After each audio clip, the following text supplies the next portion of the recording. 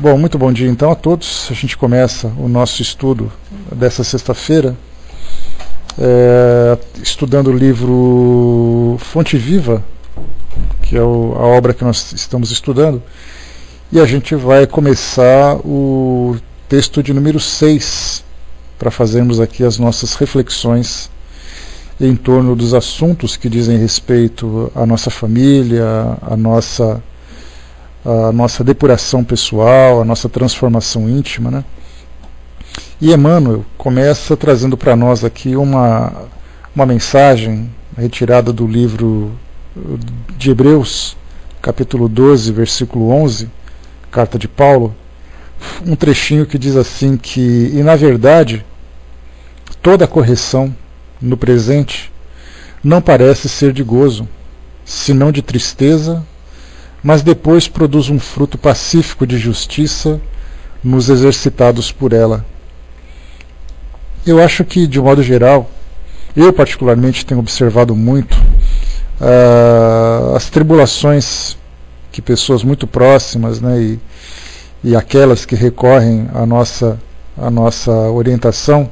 A nossa orientação é do trabalho, do atendimento fraterno, naturalmente, da equipe, né, que nós trabalhamos nas casas espíritas. Então as pessoas, de um modo geral, nós parece que estamos passando por um período da nossa vida bastante conturbado, né, com problemas que parecem que não têm soluções, problemas que acabam consumindo as nossas energias, né, as nossas reservas de energia, né, porque as energias já foram se diluindo com o passar do tempo. Então são muitas lutas que a nossa humanidade tem travado de um modo geral. Então a gente pensa, por exemplo, mas as pessoas muitas vezes passam por problemas, né, que elas mesmas causam, de fato, os problemas que elas mesmas causam. E isso vai fazendo com que a gente desenvolva uma percepção melhor a respeito da vida, sendo muito mais prudentes no nosso modo de pensar, nas nossas palavras, nas nossas ações, de modo a dirigir a nossa vida por um caminho mais tranquilo, um caminho mais suave. Mas, por outro lado, nós temos também situações que fogem ao nosso controle, situações que nos colocam, nos testam realmente a paciência, a tolerância, testam a nossa fé.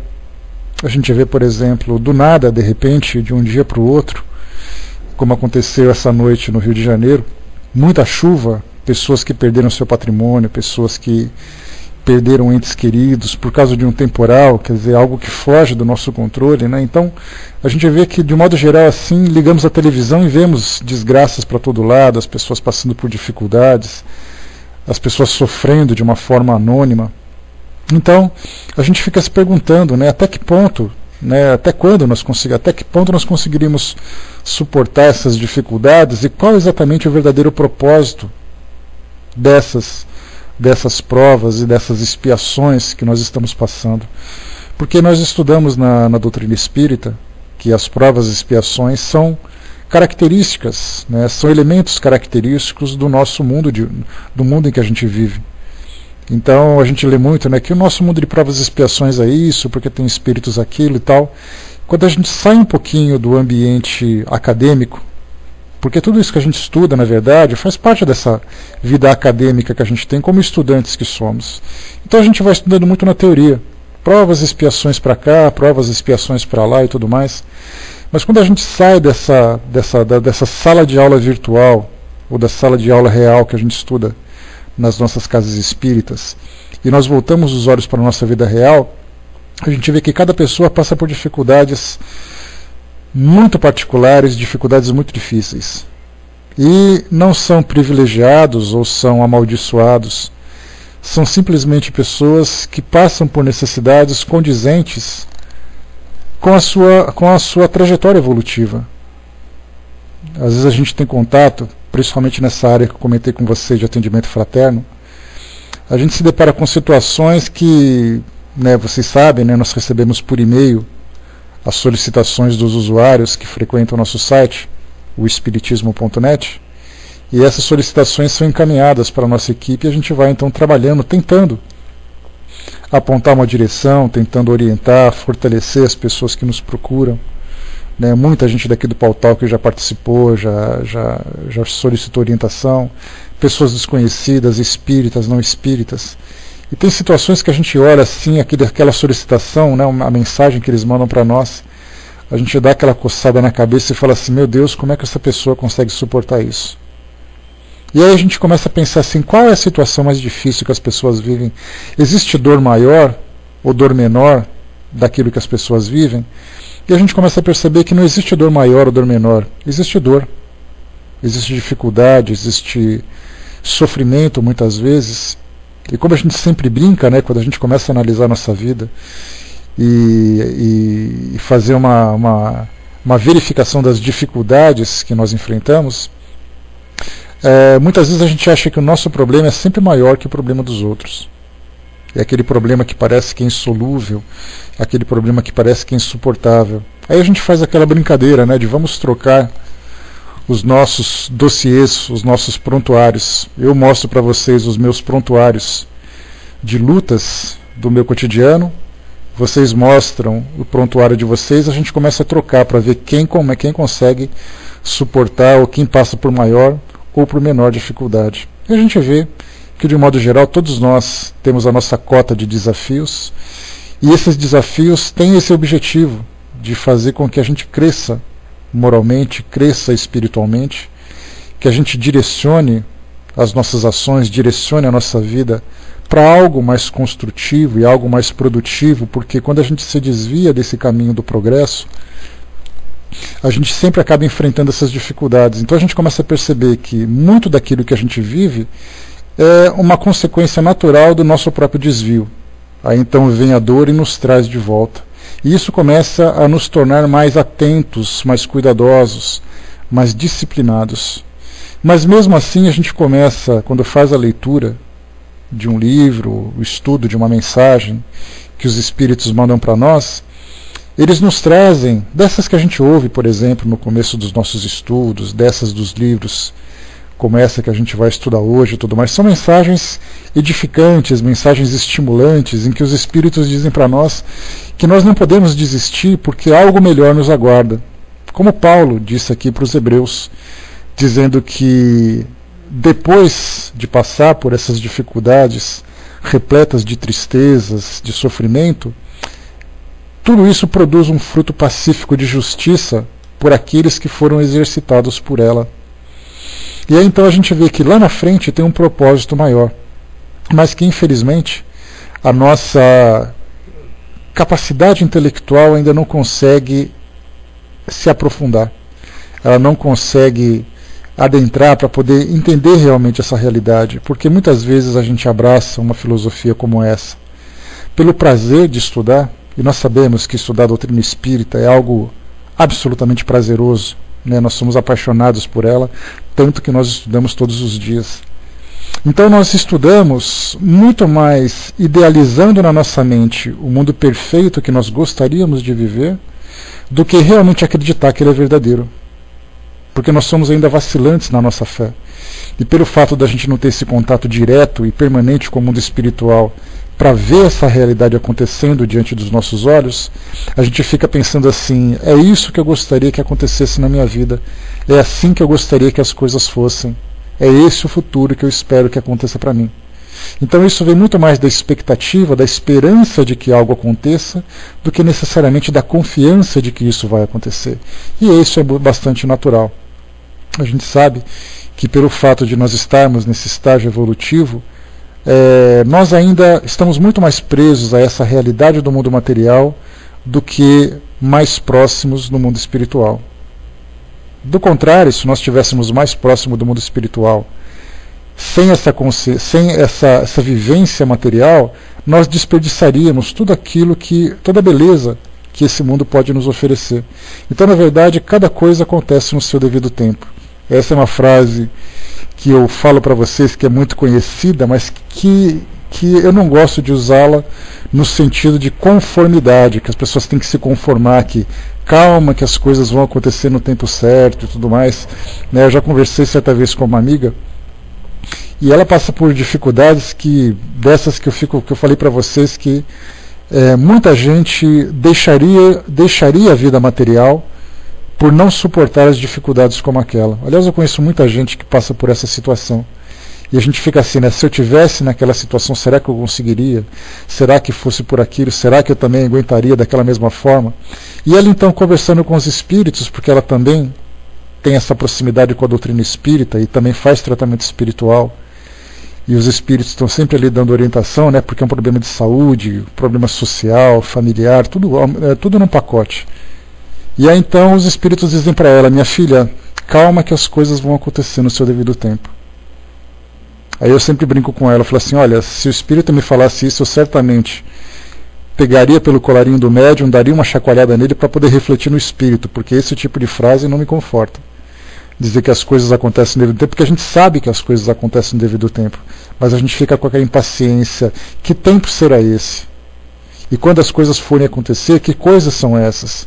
Então a gente fica sempre naquela dúvida, né, Luiz? Porque são frases que os espíritos passam para nós, porque é o máximo que eles podem fazer. A gente sabe que eles não podem invadir a nossa vida, interferir de uma forma tão direta nas experiências que nós temos que vivenciar, porque do contrário nós não amadureceríamos. Seria mais ou menos, fazendo uma analogia bastante simples, mas que dá para a gente ter uma visão mais aberta a respeito disso, é como se uma criança tivesse que ir para a escola fazer uma prova e os pais fossem junto para fazer as provas para ela. Ou seja, ela não tiraria proveito nenhum daquela experiência que diz respeito a ela. Então, na verdade, os pais fazem o quê? Ajudam os filhos, né, no seu preparo para aquela prova, dão toda a força e otimismo, dá um beijo na criança e fala: meu filho, vai com Deus e boa prova. E é assim que os espíritos agem com relação a nós. Só que, pelo fato da gente ter ainda essa impaciência, ter ainda essa dificuldade de compreender esses propósitos divinos que estão aí direcionando a nossa vida, a gente acaba sofrendo com essa inconformidade, né? Luiz colocou também, né, mas junto dessas frases vem energia, né? Essa que na verdade envolve a calma, ampara, fortalece, e é nisso que a gente tem que se apegar, é nisso que a gente tem que confiar. Porque do contrário a gente simplesmente vai ficar vivendo ao sabor da vida, sofrendo tudo aquilo que a vida pode oferecer e machucando muito. Porque, na verdade, essas dificuldades que a gente enfrenta, ela tem uma função educativa. Ela não tem uma função de nos provocar traumas, nos trazer revolta. Só que a gente ainda tem uma dificuldade enorme de entender isso. Eu tenho essa dificuldade, vocês têm essa dificuldade, quando passa por uma situação como essa, né? Basta a gente ver, por exemplo, pessoas que nos escrevem, dizendo assim: olha, eu perdi a coisa mais importante da minha vida, que era meu filho, que desencarnou. Por que Deus fez isso comigo? E são pessoas espíritas, frequentadoras de casas espíritas, trabalhadoras dos trabalhos oferecidos por essas instituições. E ainda assim são colocados em dúvida em virtude da dor que aquela experiência provoca. Mas o objetivo de uma reflexão como essa é exatamente fazer com que, embora nós não tenhamos a compreensão do porquê das coisas, é a gente ter a fé de que aquilo acontece por um objetivo positivo. E que a gente sabe que no futuro todas as respostas virão. E a gente tem que desenvolver exatamente a confiança e a paciência para chegar nesse momento. Eu falava com vocês ontem, né, exatamente, né, Luiz? Né, ser espírita não te imuniza de absolutamente nenhum tipo de experiência. A única coisa que ele faz é te colocar, te apresentar argumentos, explicações para aquilo que você vivencia. Mas o fato de nós estarmos num mundo como esse, como o nosso, de provas e expiações, nos coloca todos na mesma condição. Não importa se você mora num casebre simples, não importa se você mora num palácio, não importa se você vive num país bem desenvolvido, se você vive num país em desenvolvimento, num país subdesenvolvido, não importa. Todos nós passamos nossa cota de dificuldades. Todos nós temos as nossas provas, todos nós passamos por nossas insatisfações, e isso faz parte do nosso crescimento. E é essa visão que a doutrina espírita nos oferece que nos fortalece. Mas a gente tem que ter essa confiança, e é isso que muitas vezes falta para muitos de nós. O Negrão colocou, né, por essas e outras, né, que dizem existir um hospital no mundo espiritual, específico para os espíritas, né? Para todos, né? De um modo geral, você coloca para os espíritas, para os não espíritas, né? Mas muitas vezes a gente vê que são esses espíritas que dão mais trabalho. exatamente porque, pelo fato deles terem esse conhecimento, eles acabam complicando cada vez mais o seu próprio desenvolvimento. Ontem eu falava para vocês de um documentário que eu assisti de Santa Gemma Galvani. Eu gosto muito de estudar assim, a biografia dos santos, né? Deve ser algum resquício de alguma experiência do meu passado, mas eu tenho assim, algo que mexe muito comigo quando trata dessa relação, né, da geografia, da história dos santos e tudo mais. Tanto que a gente estuda, né, até trouxe para vocês aqui também uma parte dessa experiência, que é aquele livro que a gente estuda no estudo do livro dos médiuns, que é a mediunidade dos santos.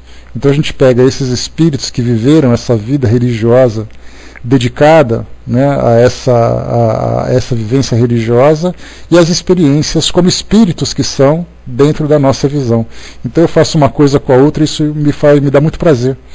E eu então, como eu comentei ontem, a Santa Gemma Galvani, ela é uma santa que foi canonizada no primeira metade do século XX. Ela viveu ali no final do século XIX, né? Foi contemporânea de Allan Kardec, digamos assim. Ela viveu na Itália. E a escola que a minha sobrinha estuda é a escola, né, o Colégio Santa Gemma, das Passionistas, né, que não é o grupo, tem um nome que me fugiu agora, que é como se fosse uma associação, né? Não é associação também, meu Deus do céu. Qual é o nome que se dá a esses grupos religiosos?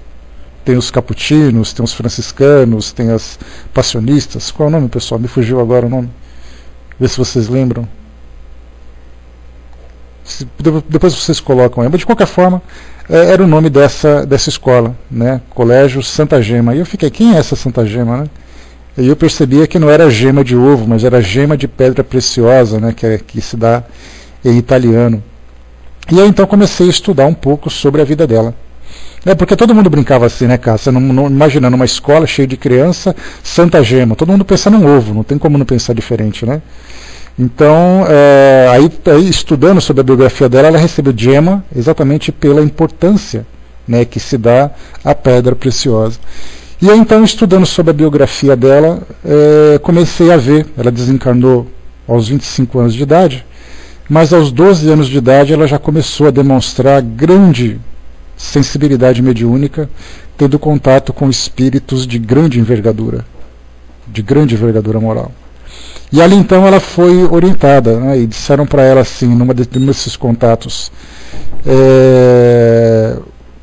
se você quer me seguir, isso na visão dela, no relato que ela trazia, era exatamente ali a presença de Jesus conversando com ela. Né? Pode ser Jesus, pode ser um espírito emissário, um espírito protetor que estava com ela, não importa quem seja, né, que isso é algo muito subjetivo, ela sabe, vai com Deus, Wander, bom dia. Isso é algo muito pessoal. E aí dizia assim, se você quer me seguir, você se prepare, porque a sua vida vai ser de muitas lutas, vai ser de muitas dificuldades, assim como as lutas que eu também tive. Você será incompreendida, você será caluniada, você será maltratada, você será abandonada, mas eu não te abandonarei. E aí então ela vivia a vida dela, então o irmão querido dela desencarnou, depois os pais desencarnaram, ela foi morar com uma outra pessoa, era uma católica devota na época dela. E aí então depois ela começou a ter essas manifestações mais ostensivas, e aí então a própria igreja dizia que isso era um problema psicológico, que não era nada relacionado com a fé. E aí então ela foi sofrendo assim aquelas situações que a gente fala, meu Deus do céu, como é que uma pessoa pode suportar isso tudo? Né? Então a gente diz assim, bom, pelo menos ela tinha alguém que conversava com ela no mundo espiritual. Mas muitos de nós não temos com quem conversar no mundo espiritual para dizer para nós que aquela experiência é uma experiência provatória e não simplesmente uma cilada que a vida nos apronta. Mas a gente se pergunta, e se houvesse alguém que dissesse para nós que essa experiência é uma necessidade que nós temos, isso mudaria o peso desse fardo que nós carregamos? E isso trabalha muito com a nossa fé, mexe muito com a nossa crença, né, com essa esperança que nós temos no mundo espiritual. Então essa mensagem que chega para nós aqui, deixa eu só ler o que vocês colocaram antes da gente começar. Né, lá em cima o Luiz colocou para nós, o Espiritismo nos permite ver além da dor, nos fortalece, nos eleva acima da visão limitada do túmulo. mas não nos tira das necessidades das lições, né? Exatamente. A Cindizinha colocou, né, para muitas pessoas, essa confiança no futuro, de que ele vai ser melhor, parece conformismo, né? Mas na verdade é ela que faz com que sigamos em frente um pouco mais fortalecidos, né?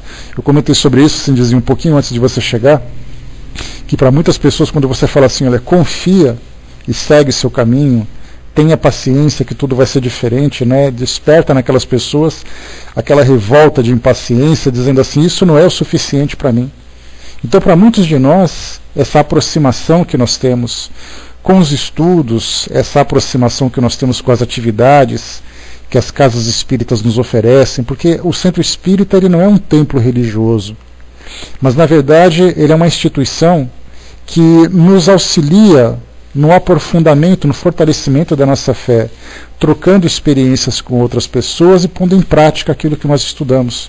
Por isso a importância de nós estarmos sempre envolvidos em atividades que a doutrina espírita endossa, exatamente para fortalecer cada vez mais essa nossa fé, para que essa confiança não seja apenas uma confiança da boca para fora, mas que ela seja sincera, porque quando nós nos deparamos com essas dificuldades, a gente sabe que independente do resultado dessas dificuldades, não importa se você vai conseguir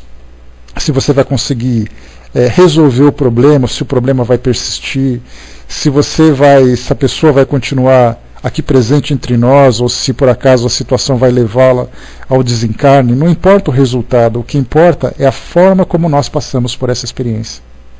É isso que vai desenvolver em nós esse aprendizado que é tão importante para o nosso crescimento. Então, na verdade, a estrada está por ali.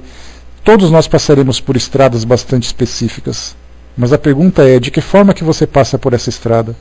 Você passa revoltado, você passa se machucando, ou você passa com confiança, sabendo que ao final dela algo melhor espera? Então, para muitas pessoas, certamente isso é uma questão de conformismo. Quando dizem assim, olha, eu não sei como é que vocês aceitam isso. Aliás, esse é um rótulo que os espíritas têm, de serem conformistas. Né? A gente vê muito isso, as pessoas que não estudam a doutrina espírita não compreendem. Essa nossa resignação, ou pelo menos essa nossa tentativa de resignação diante das dificuldades, é algo que desperta na pessoa essa curiosidade, né? Como é que vocês espíritas são tão conformados com o sofrimento? Parece que vocês gostam de sofrer. Dá a impressão de sermos aqueles cristãos primitivos, né? Aqueles primeiros cristãos que bebiam da fonte, ali conversando com Jesus, aprendendo com os seus apóstolos e tudo mais, em que aqueles cristãos simplesmente sacrificavam a própria vida em nome da fé. Onde já se viu naquela época, quando alguém chegava para você e dizia assim, você é um cristão? Se você for um cristão, você vai ser devorado pelos leões. Aí as pessoas diziam assim, nem sim, eu sou um cristão. E ele ia devorado pelos leões. Morria na arena, era sacrificado, era queimado e tudo mais. Hoje, se você pega para um cristão e fala assim, você é cristão? Se você disser que você vai para a fogueira. Ixi, ele muda de time na hora. É rapidinho.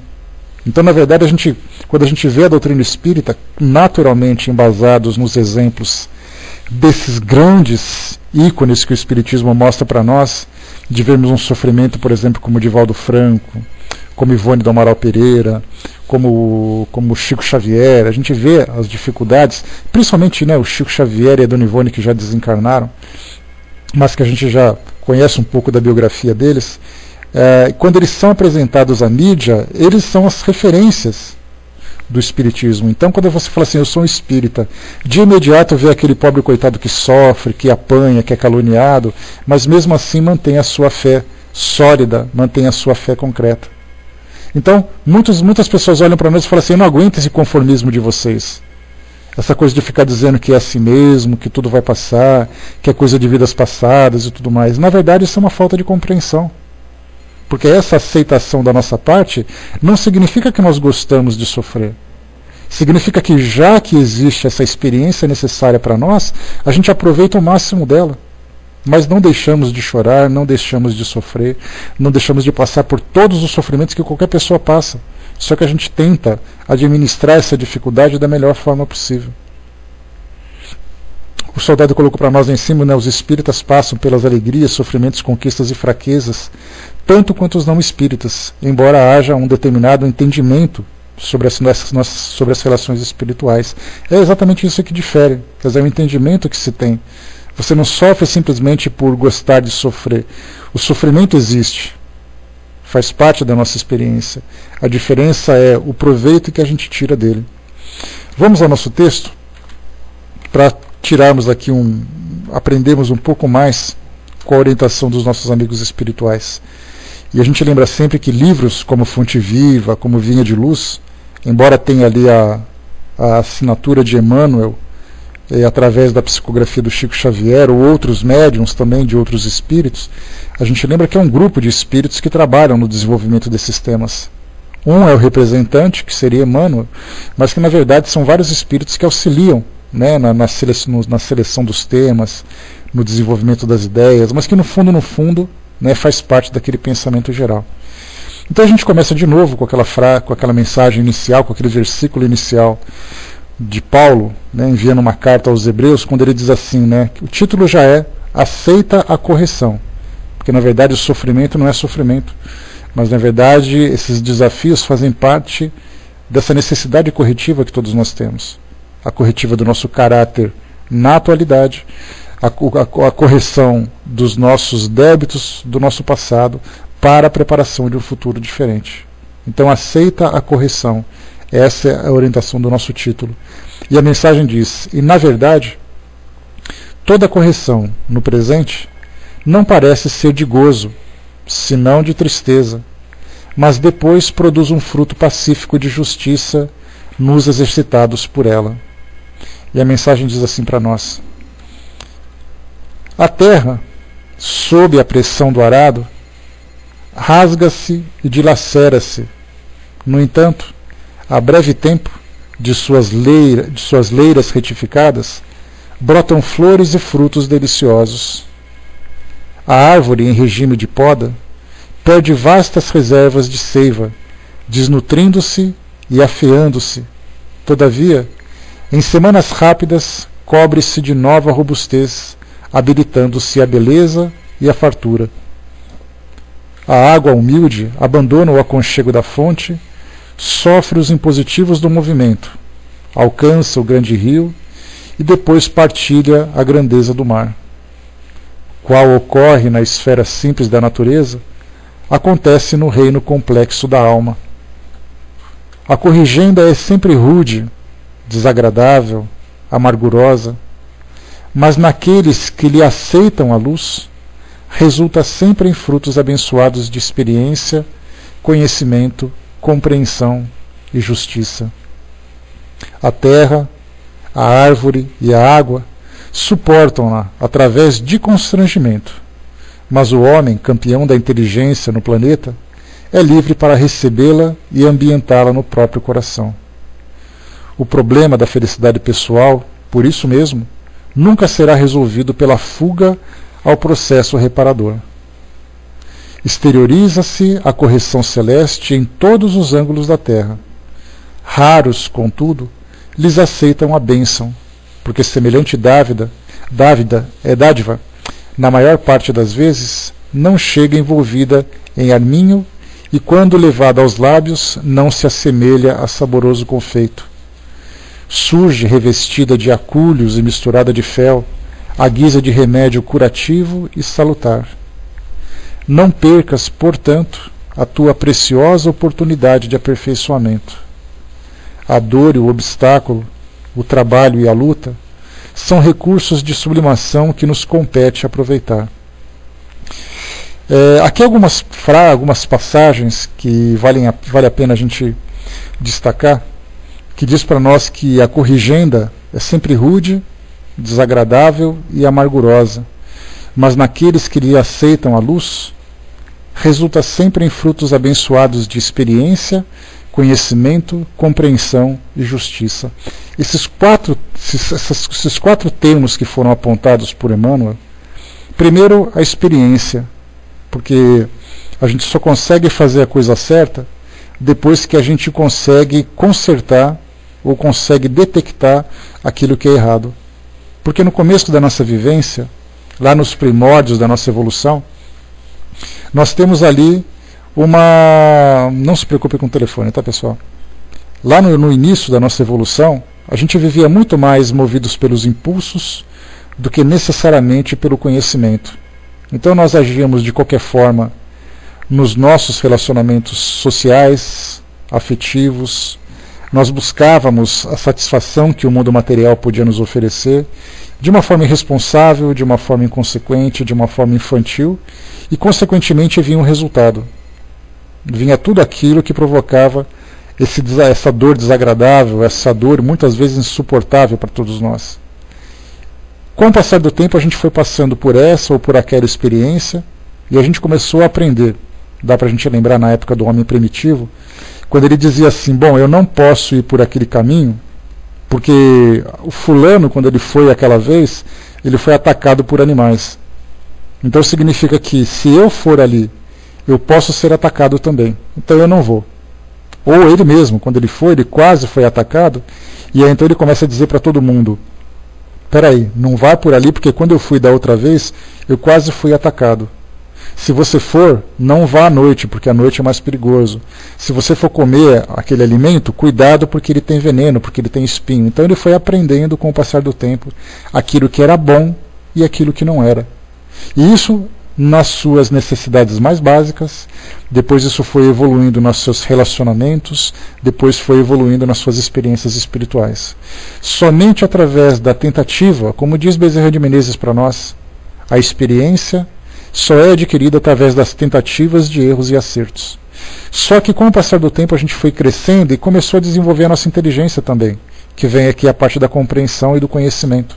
Porque a gente já começa a entender, já começa a prever. Para quem gosta de jogar xadrez, sabe como isso funciona. Antes de você dar um lance no seu jogo, você faz, ou tenta fazer pelo menos, uma previsão de 4 ou 5 jogadas possíveis do seu adversário.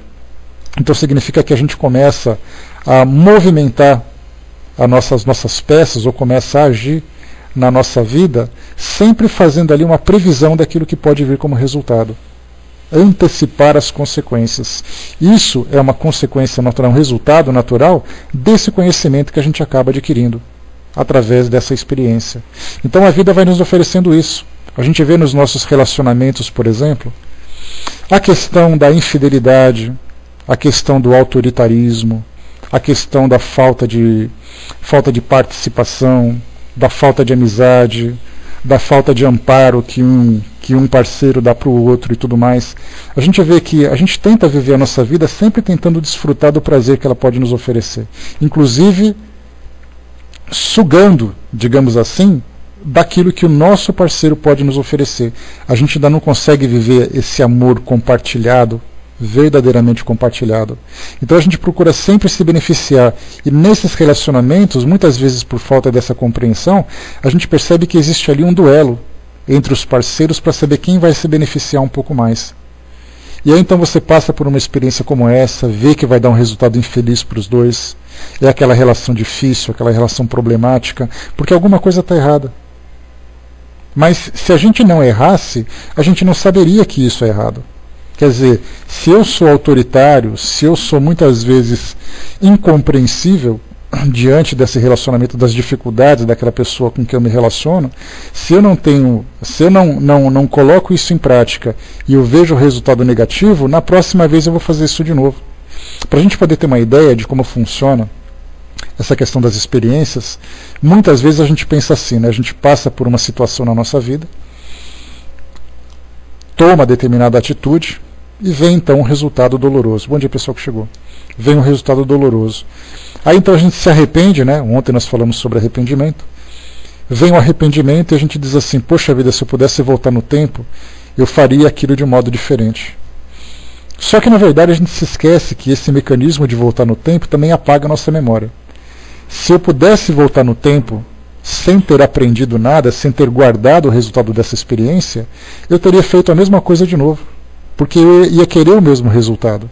Eu ia querer buscar aquela satisfação. Ninguém age buscando o sofrimento. O sofrimento vem porque nós fazemos escolhas erradas. Porque a nossa intenção, na verdade, é tirar o melhor proveito do que ela pode nos oferecer.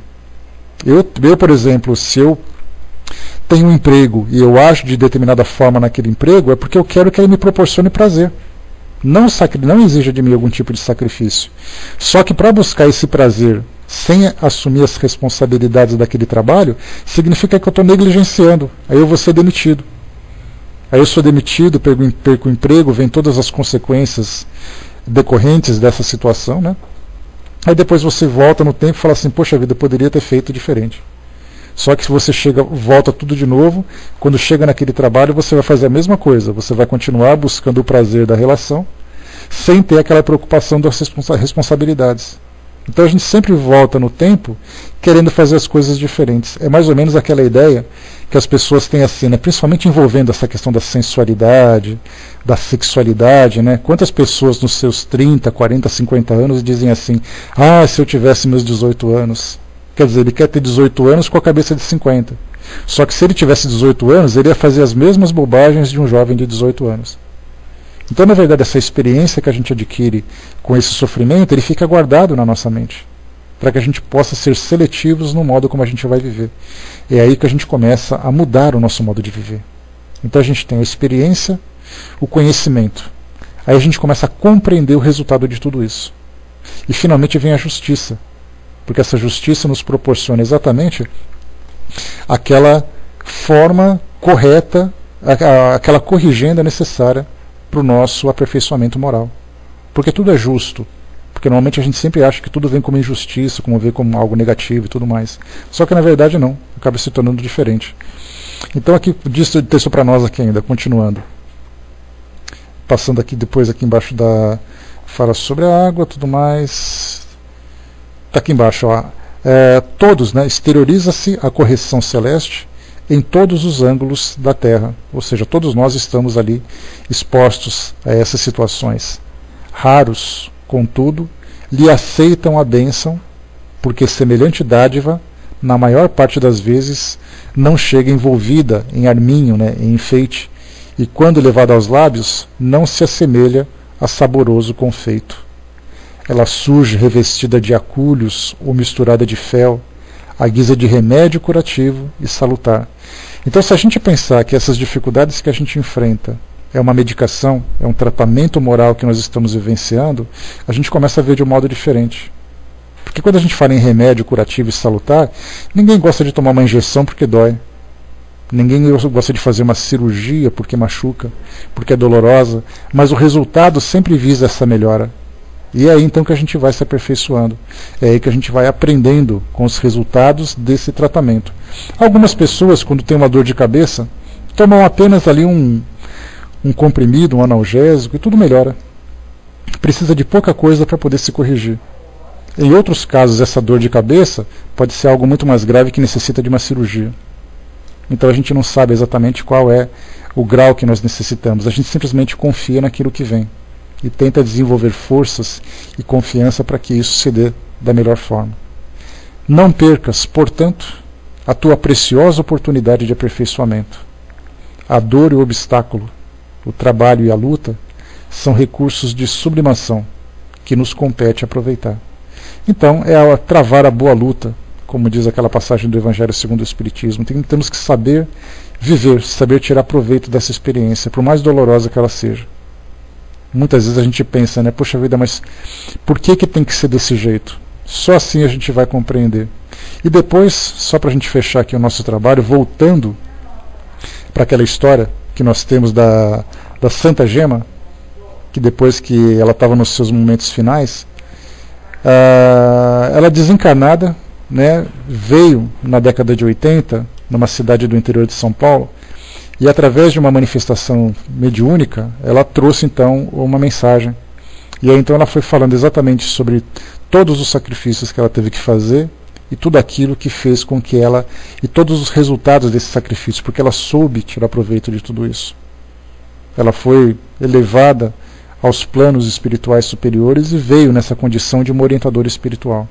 Apesar da sua juventude orgânica, da sua juventude física, era um espírito de alta envergadura moral que conseguiu vencer essas provas dolorosas do mundo, porque é algo muito difícil, né? Viveu na miséria praticamente, perdeu todos os entes queridos, vivia de favores, depois veio uma doença que a aplacou, que a gente fica se perguntando, né? Meu Deus, para ser santo precisa passar por tudo isso?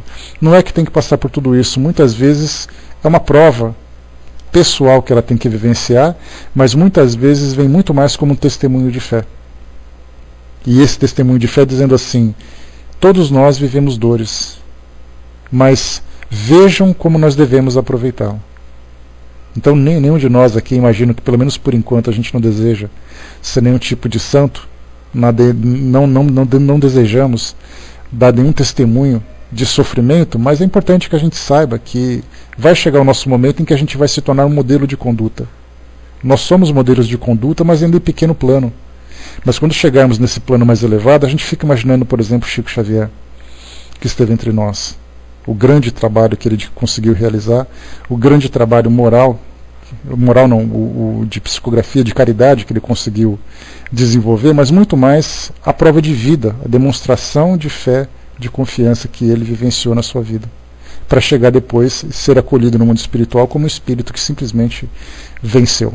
Tá? Vai com Deus, Sadiq. Até a próxima. Então, meus amigos, a gente encerra por aqui esse nosso trabalho. Mais uma vez, o título significa aceita a correção. Principalmente. Tá? Deixa eu ver aqui. Beleza. Tá? Então, principalmente, nessa aceita a correção que nós vamos desenvolver, é exatamente saber aproveitar cada uma dessas lutas que são apresentadas para nós. Saber aproveitar cada caminho que se abre na nossa frente. Se nós temos que caminhar por ele, mesmo que muitas vezes seja espinhoso, que a gente caminhe não olhando, apreciando os espinhos, mas que a gente caminhe olhando para frente, sabendo que é lá o nosso destino. Ainda temos muito ainda que aprender, temos muito ainda que desenvolver nessa nossa confiança, temos muito ainda que desenvolver nessa nossa capacidade de aceitação. Mas o fato da gente ter essa compreensão, ainda que limitada, já é um passo significativo para todos nós. Então a gente fecha por aqui o nosso trabalho, meus amigos. Deixa dessa mensagem, então, bastante profunda, principalmente nessa época, tá certo, Betinho, né? Principalmente nessa época de grandes tribulações que o nosso mundo acaba oferecendo, tribulações pessoais, tribulações coletivas. A gente lembra que toda doença terminal, quando ela vai chegando naquela fase mais crítica, ela sempre provoca uma dor muito grande, mas depois essa doença acaba. É nessa fase de transformação que nós estamos vivenciando, passando por essas dificuldades que são temporárias, mas que quando a gente pensa assim que ela tem um final, infelizmente o momento para nós hoje é o momento de maior dor, mas a gente tem que olhar para frente sempre, não ficar assim absorvendo, né, o fel que ela nos oferece, mas observando lá na frente a felicidade que ela nos guarda também, né? Então é difícil a gente passar uma experiência que nós ainda não temos, mas a gente acaba adquirindo essa experiência nesse trabalho conjunto de reflexão, de conversa, de diálogo que a gente sempre tem. Então a gente fecha por aqui o nosso trabalho. Eu vou passar para a nossa amiga Beth, que vai fazer o encerramento